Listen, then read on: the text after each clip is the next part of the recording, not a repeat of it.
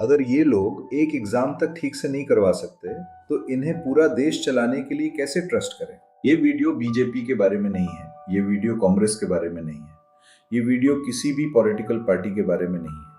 Parties बदलती हैं, governments बदलती हैं, प्राइम मिनिस्टर बदलते हैं, चीफ मिनिस्टर बदलते हैं, लेकिन इंडियन स्टेट वो लगभग वैसा ही रहता है।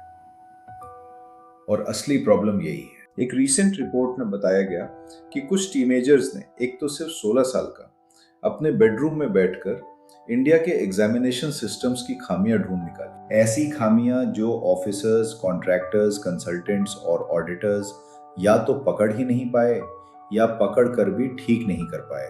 जरा सोचो, एक मॉडर्न स्टेट की सबसे बेसिक जिम्मेदारी होती है फेयर और रिलायबल एग्जामिनेशंस करवाना। करोड़ स्टूडेंट्स इन पर डिपेंड करते हैं, पेरेंट्स इनके लिए सैक्रिफाइस करते हैं, पूरे करियर्स इन पर टिके होते हैं। और फिर भी हर साल नीट के controversies, paper leaks, technical failures, security holes, administrative confusion, अगर स्टेट एक एग्जाम तक रिलायबली नहीं करवा सकता तो इसका क्या मतलब है उसकी उस काबिलियत के बारे में जहां काम इससे कहीं ज्यादा कॉम्प्लेक्स है। और एग्जामिनेशंस तो सिर्फ शुरुआत है। सिटीजन्स सालों तक एक सिंपल अप्रूवल का इंतजार करते हैं। कोर्ट केसेस डेकेड्स तक चलते रहते हैं। पुलिस रिफॉर्म पर जनरेशन से बात हो रही है। गवर्नमेंट प्रोजेक्ट्स रूटीनली अपने टाइमलाइंस और बजट से कहीं आगे निकल जाते हैं। आम आदमी घंटों बर्बाद करता है उस ब्यूरोक्रेसी में जहां काम सिंपल होना चाहिए था। और अब वो सवाल जो हमें रात को सोने नहीं देना चाहिए।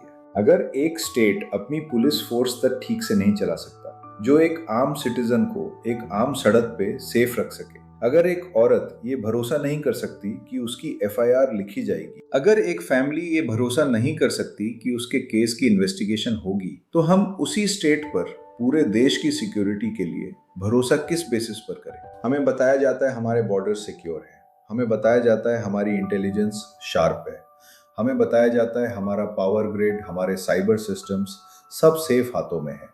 लेकिन हमें कैसे पता जो सिस्टम्स हम देख सकते हैं, exam portals, public websites, government dashboards, वो लीक हो रहे हैं।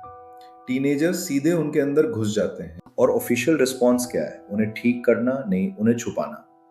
उस चीज का सहारा लेना जिसे उन स्टूडेंट्स में से एक ने नाम दिया था सिक्योरिटी थ्रू ऑब्सक्योरिटी। यानी ये उम्मीद करना कि कोई देखेगा ही नहीं, बजाय इसके कि जब कोई देखे तो वहां कुछ मिलने को हो ही ना।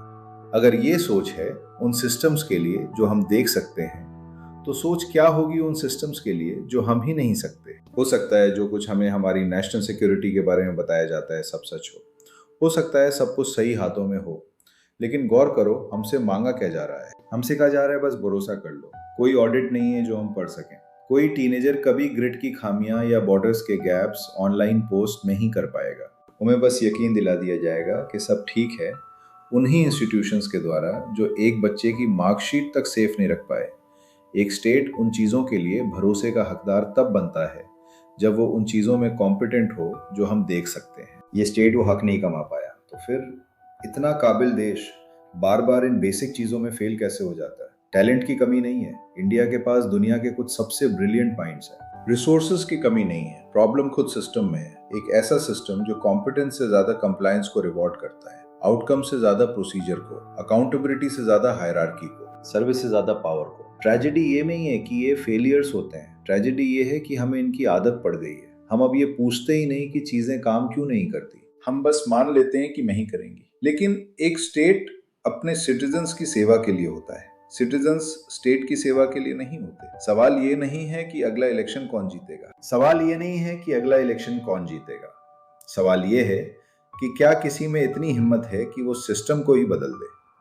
क्योंकि जब तक ये नहीं होता, अलग अलग पार्टीज वहीं ऑफिसेस संभालती रहेंगी, वहीं इंस्टीट्यूशंस चलाती रहेंगी और वहीं आउटकम्स देती रहेंगी। चेहरे बदलेंगे, नारे बदलेंगे, सिस्टम वहीं रहेगा और फेलियर्स भी वहीं रहेंगे। अगर आपको लगता है कि ये सिस्टम बदलना चाहिए तो इस वीडियो को शेयर करें और देश में अवेयरनेस बढ़ाएं।